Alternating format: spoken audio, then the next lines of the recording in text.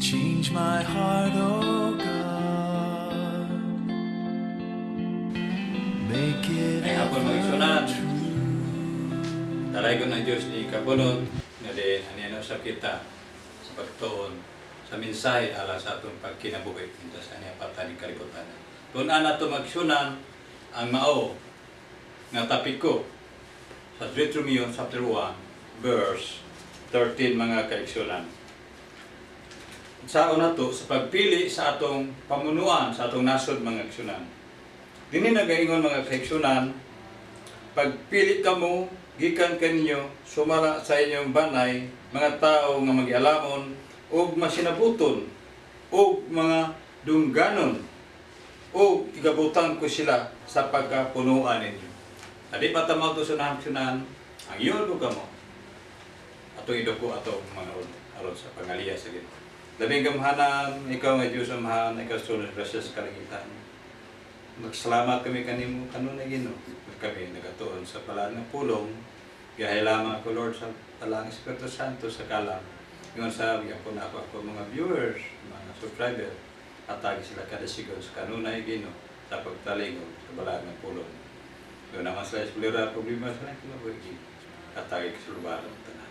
Kining tanan Ginoo mo pasalamatan ikaw kanunay. Sa ngalan ni Ginoong Hesus amo mahal ug tungkol nga manuluwas. Amen. Mga kaigsunan, usbon ko sa pagbasa sa paggiya ka nato sa pagpili sa pagdumala sa atong nasod mga kaigsunan. Diri nagingon, pagpili kamo gikan kaninyo sumala sa inyong mga banay, mga tao nga magilamon o mga masinabuton o mga dungganon o ibutan ko sila sa kapunuan ninyo mga kaigsunan. Kini sulti ni Moses kadto sa katawhan kay ginsaksyonan siya sa Ginoo mga kaigsunan. Kay nagpuliki si Moses sa iyang katawhan gumikan sa kadaghan dili na niya maato sa paghusay busa ingon ang Ginoo dinhi sa Deuteronomy chapter 1 verse 3 nagingon diri o hatabo nga sa ikapatan ka tuig ikadapulo ka mga bulan sa nauna nga adlaw sa bulan si Moses misulti sa mga anak sa Israel sumala sa tanan mga gihatag ni Jehova kanya ingon nga sugo alang kanila mga kaigsunan. Gisugo si Moses pagsunan sa pagpili ngadto sa mga katawhan sa pagdumala mga kaigsunan. Kung makapili kita mga kaigsunan sa mga tao nga diin maayo sa iyang pagdumala labi na sa pagkamangkialamon masinabuton o dungganon magsunan diri ang resulta magsunan sa Proverbs chapter 10 verse 11 diri nagingon. Kung maayo ang paglakat sa mga matarong ang syudad magakalipay ug sa mawala na ang dautan adunay pagkahugyaw magsunan. Pagkanindot magsunan kung kita makapili sa mga tao nga matarong ang syudad magahugyaw sa kalipay ug ang dautan wala na mga kaigsunan. Dini mga kaigsunan sa Ezekiel chapter 18 verse 20 diri magsunan. Ang anak dili magpas-an sa kasal-anan sa amahan, ni ang amahan magpas-an sa kasal-anan sa anak, ang pagkamatarong sa matarong anak kaniya ug ang pagkadautan sa dautan anak kaniya. Individual magsunan kini mga kaigsunan sa atong pagpili mga kaigsunan atong tan-awon ang tawo nga angay kupot sa rinda sa paghanan sa atong pamunuan mga kaigsunan. Dili nato accuse magsunan ang kasal-anan sa amahan ipahid kadto sa anak. Ang kasal-anan sa anak ipahid ngadto sa amahan magsunan. Ang pagkamatarong ngadto sa pagkamatarong, ang sa pagadutan ngadto sa udat. Individual mga kaigsunan. Diri mga kaigsunan sa 2 Hari chapter 20 verse 3 nagingon diri. Kini si Kiyas mga kaigsunan, maayo ang pagdumala niya. Siya ang gingharian mga sunan. Mga tao, walay problema. Di abot ang panahon mga sunan, siya nagsakit. Kusa naghangyo sa Ginoo. Ningon siya din sa 2 Hari chapter 20 verse 3. Hinumdumi karon o Jehova, ako napakiluoy kanimo, giun sa ko ang paglakaw sa tubangan nimo sa kamaturan ug sa usa ka hingpit nga kasing-kasing ug gibuhat ko kadtong maayo sa imong pananaw ug hilak si Sikyas sa hilibihan ng sunan. Inana ang sunan kung ikaw maayo pagdumala sa imong syudad, kung dunay kay mga problema labi na sa bulatian si King Sikyas, i-extend siya sa 15 years. Inini magsunan ang importante sa pagdumala sa ato pamunuan, mao gayud ang panggaming alamon. Sa diha si Hari Solomon, adunay duha ka babae niadto kaniya. Ilugan ang usa ka bata magsunan kay gusto sa inahan iyahon to usa ka bata. Kay ang iyang bata namatay, gusto niya iyahon to ang anak sa usa ka babae. Adto sila gitubang wala man gyud sila pagkahusay magsunan, nagkita pamaagi si Haring Solomon nga din mingon si Solomon, pag dati akong espada o ang bata ipahigda sa lamisa.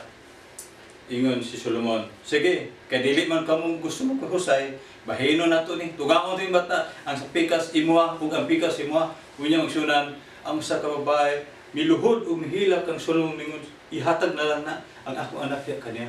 Ingon si Solomon, ikaw mo'y tinuod nga inahan. Nakita nako, ikaw ang tinuod nga inahan. Busa magsunan, na angkon sa babae, katong tinuod inahan, mo nga bata, o katong isa, wala siya makaangkon siya. Inana ang kaalam sa mga tao magdumala, labi na sa atong nasod siya. Importante yun ang kaalam. Diin si Jose siya pagamalamon na asinso ang Ehipto sa iyang pagkagobernador siya. Kay nangandam sila sa mga trigo panahon sa gutom mga aksyonan. Ginoong Hesus magsunan, siya masinabutol sa ang iyang pinunan nga si Pedro, sa nga dakpon si Ginoong Hesus, kuyog si Malco sa mga sundalo nga Romanhon. Dilanit o espada si Pedro ug iyang tigbas ang dalunggan ni Malco ug nya naputol siya ug nya magsanan ni suko sige isbalik na Pedro ang imong espada sa sakuban. Ikuha ni Pedro ang dalunggan ni Malco ug gamahanan siya ug ibalik ngadto sa dugat ug naulian. Nana magsunan sige ning Hesus masinabuton magsunan, wala niya gigamit niya ang iyang gahom kundi ipakita niya kung unsa siya pagkasimot na. Diya si Pedro siya high temper, dali ra masuko ng sunan. Huwag inana ang atong pamunuan ng sunan, lo ang mga katawhan ng sunan. Gusa, sige ng Diyos, ipakita niya ang pagkamasinabuton ng sunan in time of crisis ng sunan. Sige ng Diyos ng sunan, dungganon siya. Bisan siya kapobrihon, bisan iyang inahan si Maria, kabus, o timawa. O ingon sa siyusip sa kapanday, apan, dungganon sila. Wala ikasaway siya katilingban. Importante isunan nga magpili kita sa atong pamunuan, sa atong nasod, kinahanglan ngayon ang pagkamanggialamon, pagkamasinabuton, o pagkadungganon mga eksepsyonan. Usap mga eksepsyonan, inibiyahan kita sa balang Espiritu Santo, nga diin, pinaagi sa balang nga kasulatan, magatultol ka nato kung kinsa ang atong pagapilion mga kaigsunan. Mga kaigsunan, minahal ko ni Gugma, usa ka hemplo alang ka nato si Gining Hesus. Magialamon si Gining Hesus, ada gigisulayan siya sa mga parisyo, ang gaybayan bata mo bayad sa buhis kadto sa paggobyerno, ningon siya, tsahe ako kuwen. Tanawa, unsa nang nakamarka sa kuwen. Niya, ningon tong kuwan parisyo. Kang sisa, o ihata kang sisa, kang iya kang sisa. Inana mga kisura, importante sa tao, mao ang pagka magialamon mga kisura. Kung ang tao kulang sa kaalam, magdumala sa minilyon ka tao ang mga katawhan, kalaot kayo magsunan. Importante yun, manggialamon magsunan. Masinabuton, dili madili daliun, dili masukanon sa ni Pedro, ug dungganon sa iyang pagka tao magsunan. O sa ninighaponon mga igsunan, ang mga giya sa Holy Spirit sa mga katawhan, sa pagpili sa atong pamunuan, importante gayon mga igsunan. Ang tao nga angan nato ituboy sa pagdumala ka nato labaw sa kanan ang may pagkahadlok diha sa Ginoo. Kaya ang kalipay sa Ginoo magsunan sa Psalm 147 verse 11, ang kalipay ni Jehova kadtong may kahadlok diha kaniya. Kung ang tao may kahadlok sa Ginoo, ang atong pamunuan may kahadlok Ginoo, maayo ang pagdumala mga igsunan. Malipay kita, sumala sa Proverbio, chapter 11, verse 10. Maghugyaw kita sa kalipay, walay dautan magsunan. Kaya nga naman, ang atong nagpumala, madlukon sa ginuto, ug maalamon, masinabuton, ug lungganon siya. Nining kapunon magsunan, nagpasalamat ko dako kaninyo, din yung pagpatalingog sa itong mensahe, ang Ginoo magapanalangin kaninyo, ingon sa Change kanang my heart, oh God. Make it ever true. Change my heart, oh